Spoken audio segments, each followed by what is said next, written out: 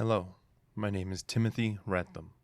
This will be the first of my digital recordings of The Rad. My show has not been on air for many years now, but I suppose this can be considered the final series. I bring this to you through an old-fashioned voice recorder. No connection to the internet, Bluetooth, or even a plug-in to externally transfer the digital file on the memory card. Just a button and a microphone. The world as we know it is changing, and I fear there's not much I can do to change it. I am but an observer who has done their small parts that they've found. I've written to those in places of power. I've called upon greater authorities for justice. I've put my faith in the only system I could, and soon I believe it will fail me. The man in orange is where it started, the one they used as a mouthpiece, with his deviled tongue that could convince an idiot he was oppressed. In a world built on freedom, a fool thinks it is being taken away when they are open to do as they please, and these fools believed him wholeheartedly. He made a mockery of those who stood before him, and this show he put on entertained those who thought of him as a god. Now, as he deteriorates, one can only hope that gods are mortal. He's not the only one to blame in this. There are many who have conspired behind him, many that want this world and all it has to offer. They've done their best to continue to entertain their puppets and use their vitriol to justify horrific acts.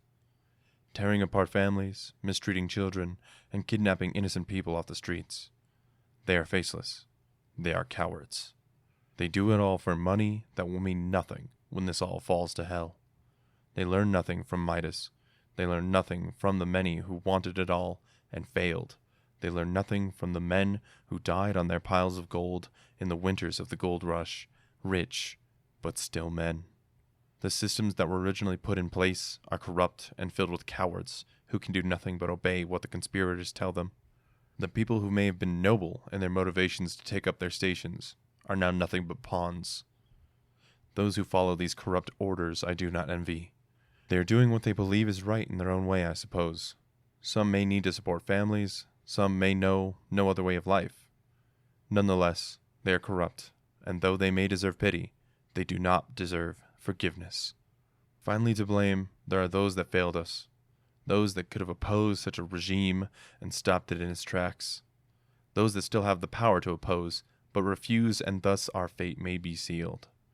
As this world falls into reckoning, there are many to blame.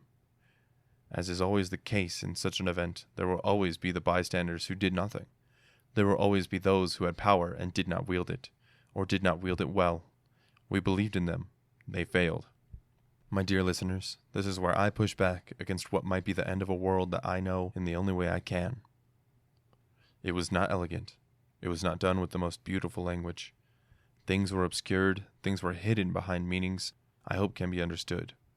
Even the hiding is at surface level, and this is all I feel I can do at this point where I wait for the end. I will leave these recordings as insights and stories of the end. As history will always be doomed to repeat itself, we will be doomed to see fascism again. We have seen it many times. We will see it many more. I leave you with this final sentiment. Fascism has always risen in the repeated sands of time, but it has never stood. Fascism will always be doomed to fall.